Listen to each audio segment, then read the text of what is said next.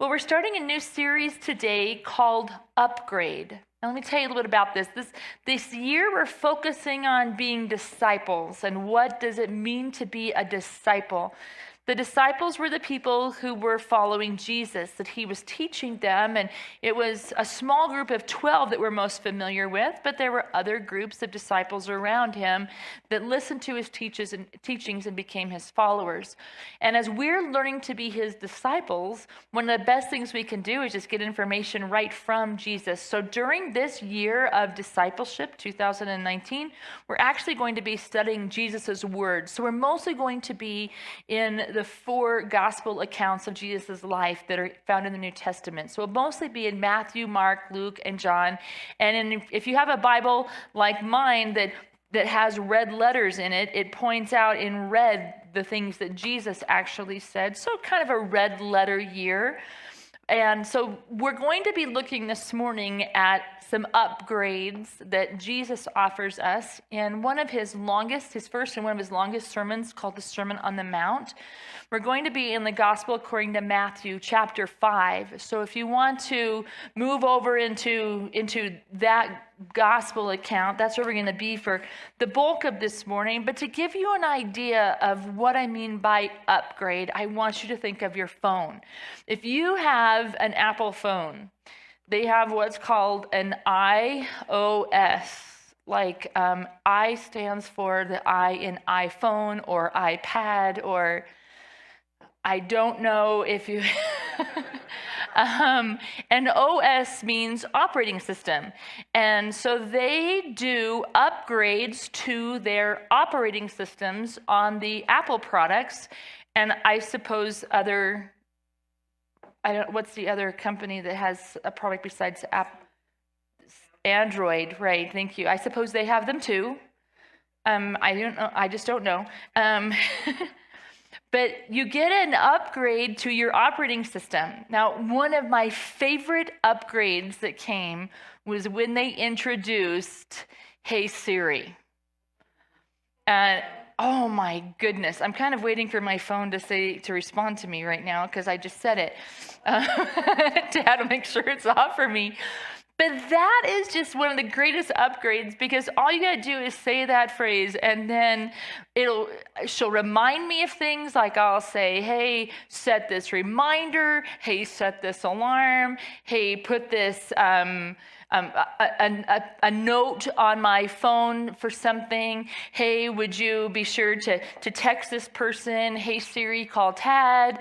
Hey, Siri, text my mom. I mean, it's so great. It's the most wonderful little assistant in your pocket thing ever.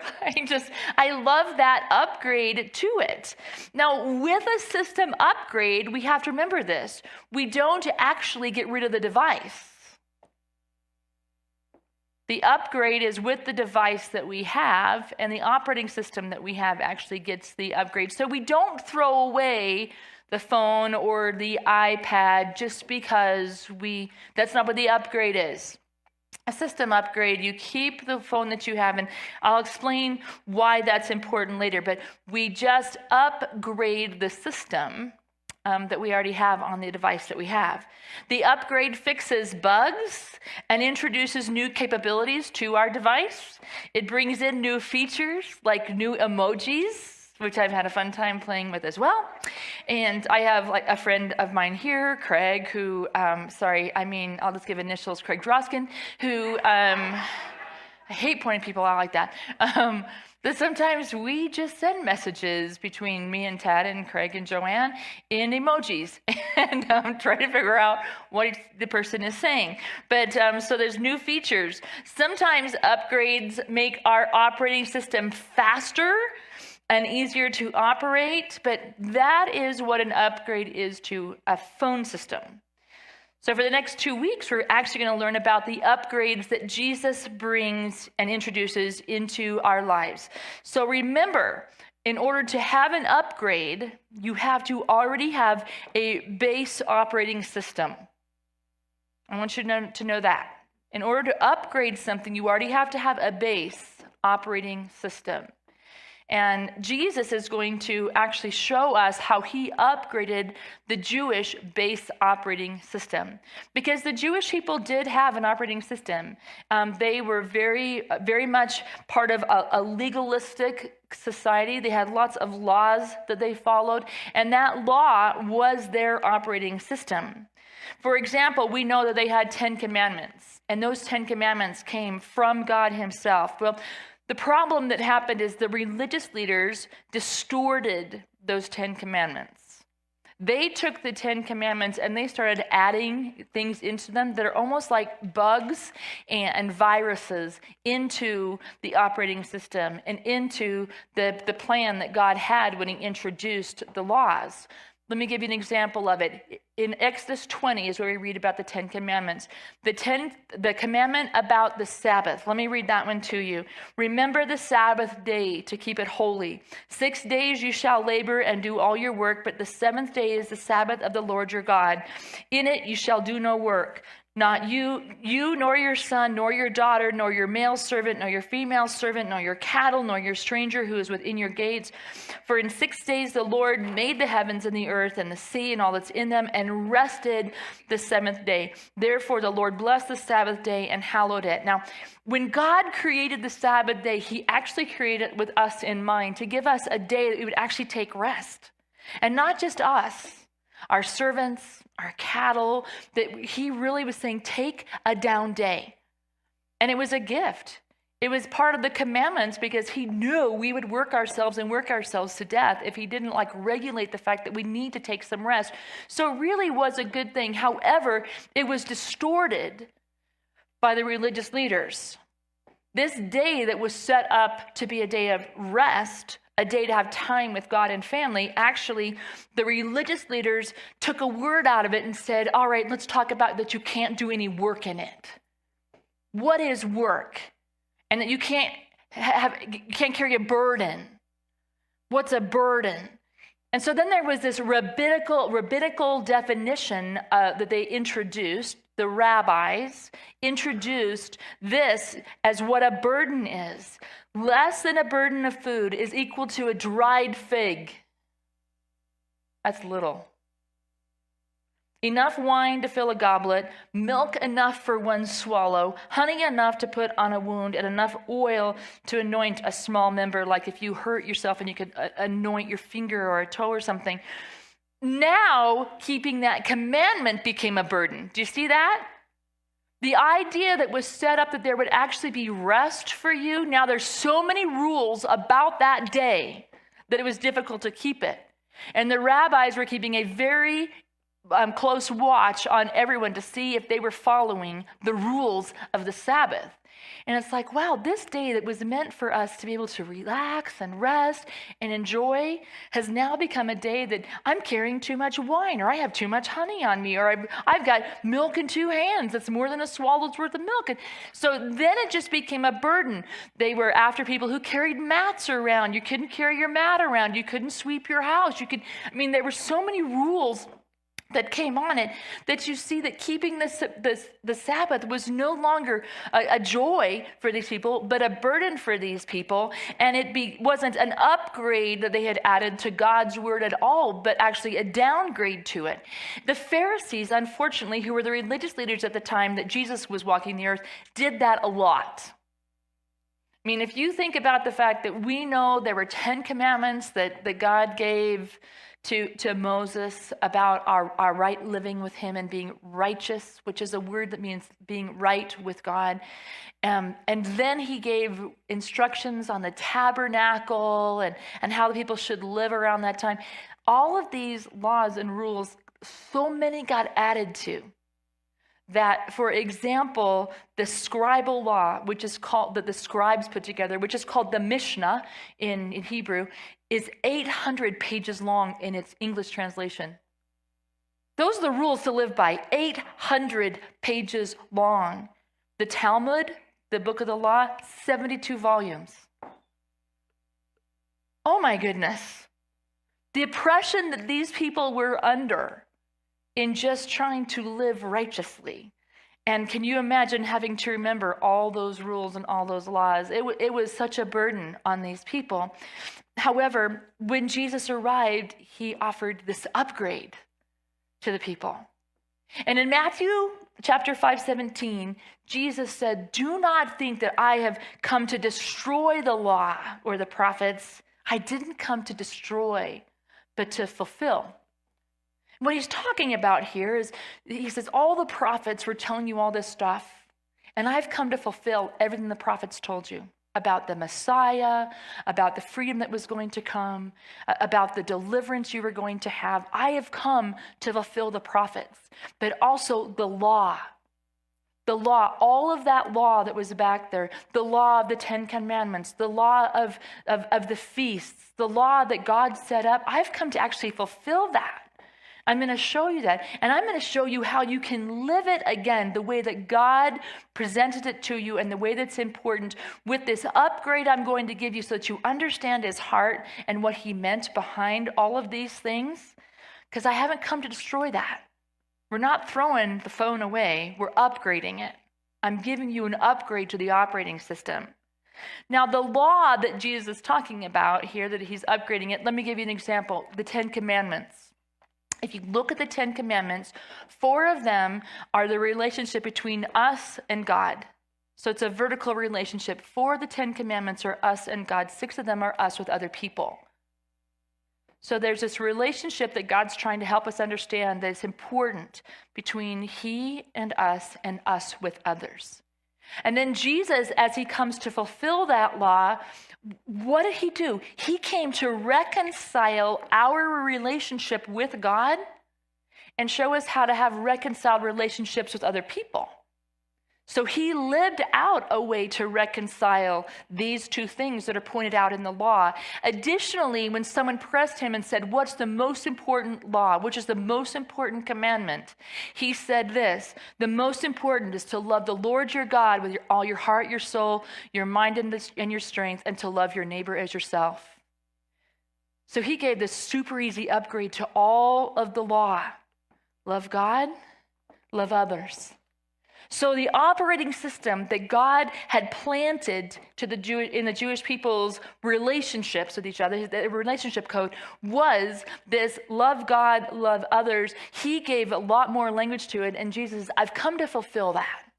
Let me show you how you can actually live that out. I'm not destroying all of that.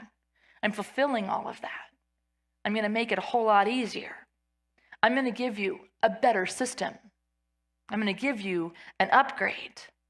I'm going to make, Jesus says, this relationship operating system that God has presented to you even better. Now remember, an upgrade doesn't mean we get rid of the device. We just get a better operating system. And so when I talked to you this morning about these verses, which are about murder, adultery, and divorce, Jesus is not saying we're throwing all that stuff away. He's saying, let me tell you what they're really about, and let me upgrade it for you. It's kind of like he didn't say, I'm getting rid of the 10 Commandments. I'm just showing you how love God and love others actually helps you live those out. And he's going to say the same thing with this. Allow me to give you one other example. When I was young, I was given laws or rules that I had to follow, like a rule that I can't cross the street by myself. A rule that I could not touch a hot stove. A rule that I had to go to bed at 8 p.m. Now, as I grew and matured, those rules actually didn't leave my life. I just got an upgrade to them. Because, for example, the idea of don't cross the street alone was really upgraded to where I operate now, which is pay attention in potentially dangerous situations. I learned that from don't cross the street by yourself. But now as the upgraded rule, it's I pay attention in situations that are potentially dangerous. The rule about don't touch the hot stove has been upgraded to be careful around things that might hurt you. Because that's what I learned from that. The stove is hot, it could hurt you. But I learned as the upgrade that applies to a whole lot of other places in my life where there's things that could hurt me. The rule about bedtime at 8 p.m., That's not what I follow now, but it set a really good foundation for how important a really good night's sleep is, because when I have a good night's sleep, my tomorrow is a lot better. And so that original operating system that was set up for me when I was young, I didn't throw those out. I upgraded them into things that were applicable to me now. And I learned from that operating system and got the upgrade to the new system. I want you to kind of keep those things in mind, because that's why when Jesus is talking to us about murder, adultery, and divorce, we have to kind of think about the fact that he's trying to get a specific point across to us, not say those things don't matter anymore. But let me talk to you about that. In this upgrade that we're going to learn about the next 2 weeks, Jesus uses this particular phrase 6 different times. He says the phrase, "You have heard that it was said, but I say to you." And so when you read that, he's introducing an upgrade. You've heard it was said this, but I say to you. And he's introducing the upgrade. So let's look in our Bibles and we'll read these. We're going to start in Matthew 5:21.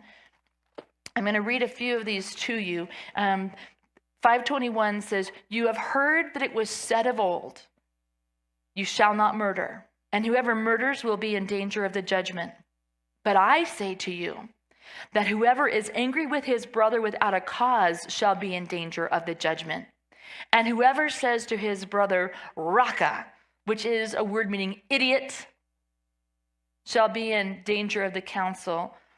And whoever says, you fool, shall be in danger of hellfire." And then we'll skip down to verse 27. "You have heard that it was said to those of old, you shall not commit adultery. But I say to you that whoever looks at a woman to lust for her has already committed adultery with her in his heart." And in verse 31, "Furthermore, it has been said, whoever divorces his wife, let him give her a certificate of divorce. But I say to you that whoever divorces his wife for any reason except sexual immorality causes her to commit adultery, and whoever marries a woman who is divorced commits adultery." Whew, I know.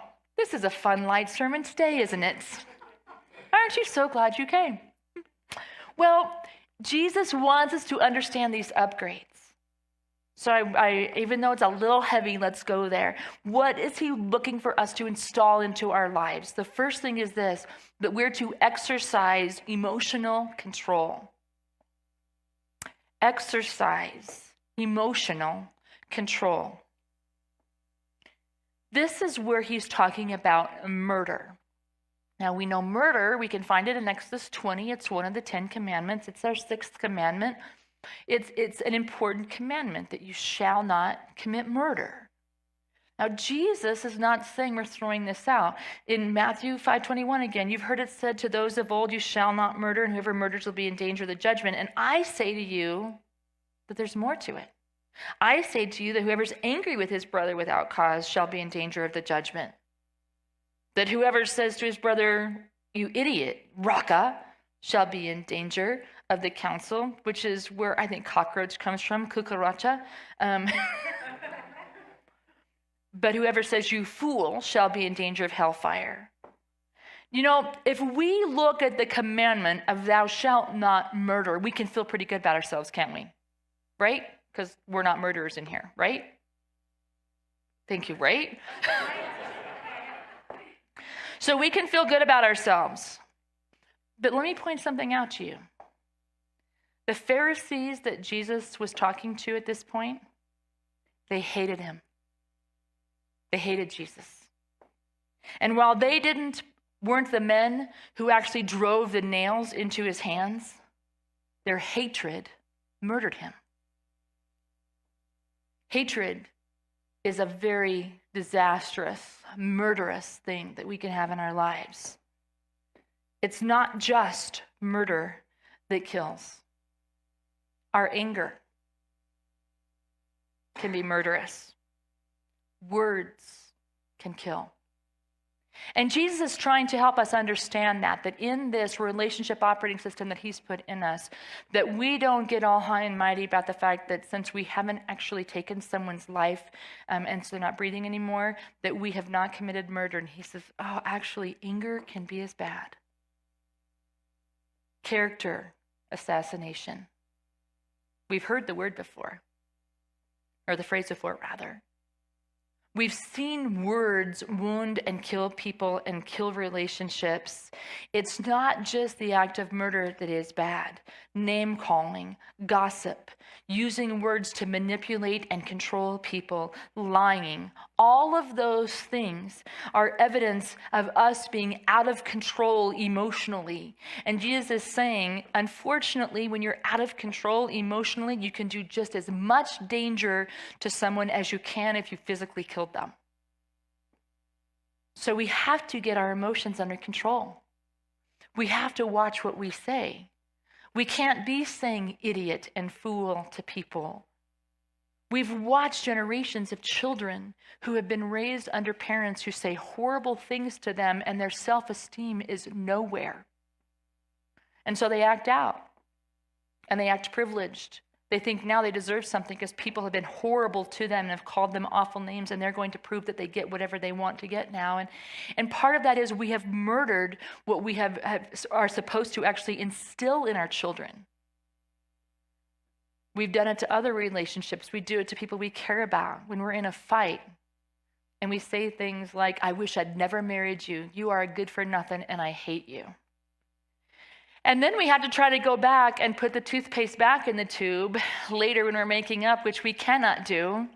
And those words just hang around. And they start killing relationships.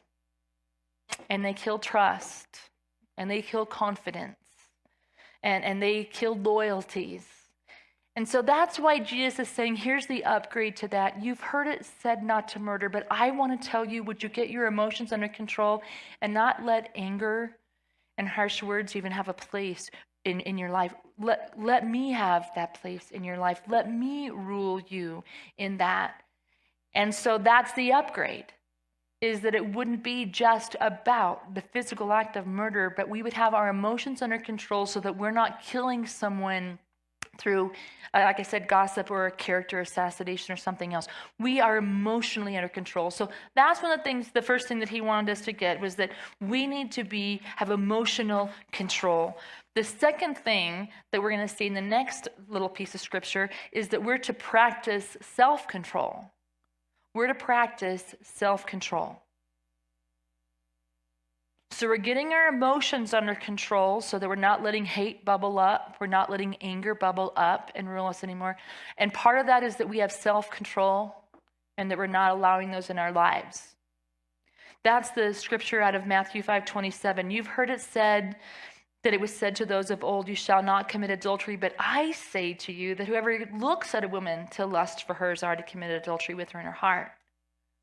Lust paves the way of the road to adultery. Lust paves the way to the road of adultery. So Jesus is saying, if you're already there, if you already have lustful thoughts going on, it's already happening. Because it's already happening in your heart.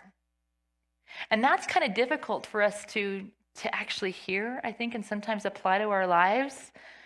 But if it's in your heart, there's a high probability that it's going to make its way out into your life. You know, very sadly, it's why now healthcare professionals and our law enforcement and our educators are always asking our children, have you had any thoughts about suicide? Have you had any thoughts about harming yourself? Because the incidence of people, and not just children, who are thinking about taking their lives is so much higher that they actually do have suicidal tendencies and attempts than those who aren't having those thoughts. So we can't say our thought life doesn't really matter and thinking about these things is okay. No, it actually does matter. So Jesus is saying you need to have some self-control. If you think about the fact that the people who have an affair don't just wake up one day and go, I think I'll have an affair today. It's been playing out. In their mind, they've been thinking about the person. In their imagination, they're seeing themselves and how they would feel with that person and how much fun they would have and the freedom that would come with it. I mean, they're already moving through the machinations, the movements and the momentum of this in their hearts and in their minds before they actually act out on it, which is why Jesus is saying it's not just committing adultery. I mean, if you already have that lust, if you're already at that place, you're already doing it. You need to stop it right there. And if you don't think, I mean, there's so much evidence for this. An example of it is Ted Bundy, who I don't know which anniversary we're at around now, but there's a lot out on the press about Ted Bundy right now. He actually came through Western Colorado. But if you went to he did a confession, or a confession time, I guess, with the founder of Focus on the Family, the day before he was executed. And he told him how this all started.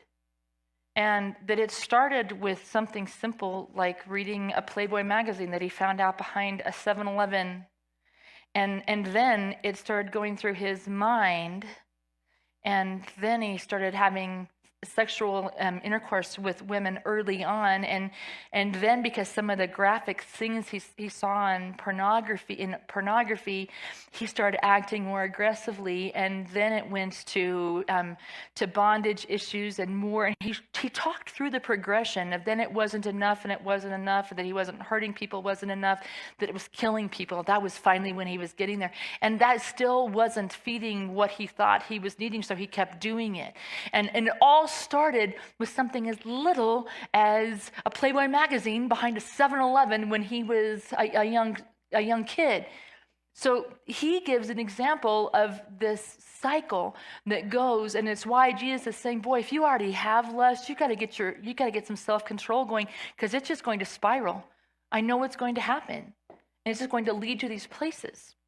He says there's a remedy to this. If the next couple of verses 29 and 30 out of Matthew 5 says, if your right eye causes you to sin, pluck it out and cast it from you. It's more profitable for you that one of your members perish than your whole body be cast into hell. And if your right hand causes you to sin, cut it off, cast it from you. It's more profitable for you that one of your members perish than for your whole body to be cast into hell.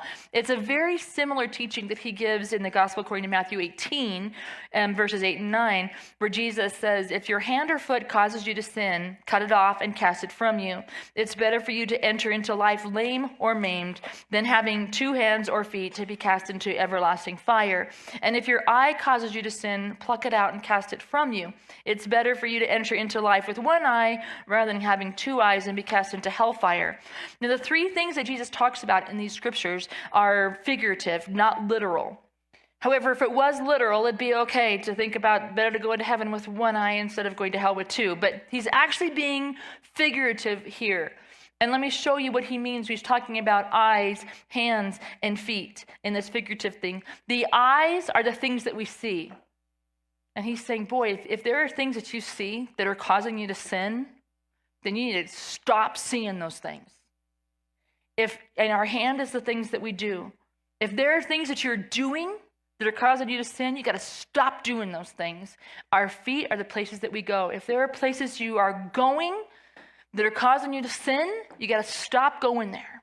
So for an example, if our eyes, if we're on the internet and looking at pornography or in magazines or whatever, and that is just causing our hearts to be filled with this stuff, we got to stop it. We got to stop letting our eyes go there. If we're doing things like, hand-wise, let me talk about this, flirting with somebody else, or inappropriate words and jokes with people that we work with, or friends of our, some friends of the opposite sex, if we are dropping innuendos to them, we got to stop doing that. Because that's just feeding this lust, which is going to lead to something. And there's plenty of places we know we got to stay away from. We got to stay away from the adult bookstores and the dance clubs that are like fantasy nightclub things. We got to not go to those places. So when he is saying there's things that you see, things that you can do, and places you can go, that if you recognize that those things are causing you to sin, get some self-control and stop it. And yeah, the gouging out means it might be hard. It might be that you got to have somebody help you monitor your phone system, or put XXX onto your computer, something which is a Christian website that you sign up with somebody else who can then see every website that you are going to and visiting, so that you have some accountability. But boy, it might hurt. It might be hard to do some of these things. It might be that you got to tell somebody, gosh, I have an inappropriate relationship with somebody at work. I think it's going the wrong place. We've had too many jokes now, and I'm just concerned about it. And if somebody said, okay, then quit your job, and you go, I can't quit my job, you need to stop doing the things you're doing and get away from it. And it might be hard to cut your hand off, but you need to do that so that you are no longer going to be tempted in those situations. And Jesus pointing out, it might be hard. Might be as hard as gouging out an eye or cutting off a hand or chopping off a foot, but it's so much better to do that so that we can actually exercise self-control. So that's what he's saying with this one, that it's so important that we would have some self-control in our lives. That's the upgrade.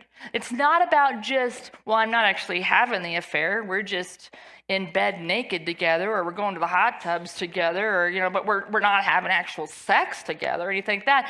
So we haven't actually committed adultery. And it's like, no. It's a lot more than that. If you're even thinking about it, if you're planning it, if it's an imagination stage, you're on the way, you're there. You got to get some self-control and knock it off. So that's the second one. Are you so glad you came today? Good. Okay, so here's the third upgrade. Be faithful to your commitments. Be faithful to your commitments. Now, the scripture here is about marriage. And let me give you a little bit of background to what Jesus is teaching about here. First of all, divorce is not God's plan. Got to know that. That was man's decision, not God's plan. God did step in and regulate it, because what man has done, what we've done with our decisions about divorce, what was happening at the time, needed some regulation. Because under Jewish law, you could just divorce, or not law, but under Jewish tradition, a man could divorce a woman for whatever reason he wanted. Didn't like how she was cooking? Divorce her, put her out of the house. I know, that's a bummer. Or baking, didn't like how she baked? I would so be out of the house, because I am a really bad baker. I can buy really good sweets, but I can't make them. Or if the guy found a newer, younger person he wanted to marry, then he could divorce his wife and put her out of the house.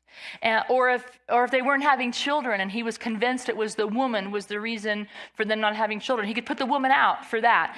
And it was so rampant, and it's so many reasons that divorce was happening, that actually God said you've got to regulate it. And so Moses brought some regulation in that was protective for the women, and some reasons that you could actually give provisions for them. For example, if you just put a woman out before there was a divorce certificate, then a woman who can't vote, who can't own land, who can't get a job, what is she going to do? And so there was some protection and provision made that if a woman was divorced, then these things had to be done for her. She still had to be taken care of. There was, a way that she could still exist and make a living. And so there was regulation put to it. But what was happening was, you could still break apart a marriage and say no to your commitment. It just might cost the guy a little bit more now. And so what Jesus was saying here is this upgrade. Whoever divorces his wife, let him give her a certificate of divorce. That's what you've heard. But I say that if you divorce your wife for any reason except for sexual immorality, you're causing her to commit adultery. Because then when she goes and marries somebody else, and whoever marries this woman is also committing adultery. He's saying, so you can't just put somebody out here. It's deeper than the divorce certificate. He says, I'm going to upgrade this so that you understand what commitment is all about. That just because you can figure out a way to finagle out of your commitment doesn't mean it's okay. Just because you can figure out a way to get out of what you don't want does not mean it's okay. Live out your commitment. Commitment matters. In order to really be faithful to our marriage commitment, I think we've got to understand that forgiveness is very, very important, that reconciliation is really important, and that restoration is there. And so that's one of the things about commitment that Jesus is trying to say. Now, let me put a disclaimer on this, because people all the time, and the church has been horrible to divorce people in the past. The church has been awful, and the Catholic Church even took away rights of you to have communion with Jesus over it, and that's not Jesus' heart at all. When Jesus said, when it said, when God says, I hate divorce, he doesn't hate divorced people. He doesn't like divorce. He doesn't like when he's in a broken relationship with somebody. And that's all that he's saying. So I want there to be a lot of grace and peace for people in here who have been divorced. I want you to know that it is okay. I want you to know that I trust that a lot of people here have tried and tried and tried, and Jesus talks about adultery here, but there are abusive relationships, there's addictive relationships that people have been a part of. People have been abandoned either emotionally or spiritually in their relationship, and I believe that that's one of the reasons also that God says that divorce, there's reasons for it. So I don't want anyone to have any condemnation here, because that's not God's heart at all, or Jesus' heart about this. What he is saying is that for the people who were using divorce certificates as a way to break their marriage commitment, that's not okay. So he's actually speaking to us even beyond marriage. He's speaking to us overall about how important it is that we would keep our commitments and not figure out the craftiest way that we can to get out of keeping our commitments to someone. And so if we can, like I said, finagle or finesse our way out of paying bills or going to work or whatever, that Jesus says, well, that's fine. You have figured out a way to do it legally, so you can do it. He's saying, I don't want you to do that. I want you to be people who actually keep your commitment. The commitment really matters. That we're called to be faithful to our commitments even though they might be difficult. Commitments to our jobs, commitments to paying our bills, commitments to making sure that we're spending time with God and our daily Bible time, committed to church attendance, committed to making the goals that we set, that when we actually set goals and set commitments, that we would be people who keep them. And it's difficult. Do you know that less than 25% of people who make New Year's resolutions have kept them after 30 days? And the percentage of people who actually live out their commitment, their New Year's resolution, 8%. 8%. So set them low, right? So that you can make them, right? No, but the big issue here is that Jesus is saying commitment matters. If you say you're going to do something, do something. If you make a commitment, follow through with it. Even if there is a legal way to move away from it, a way that you can like I said, through finesse or finagling, that you can get out of something, he says it's not okay. Just like the divorce certificate, that's not okay. Just because there's a legal way out of it, stay married. And he's saying to us in the bigger picture, just because there's ways that we could figure out how to move away from our commitments, let's not do it. Let's be people who actually keep our commitments. That we're faithful to them.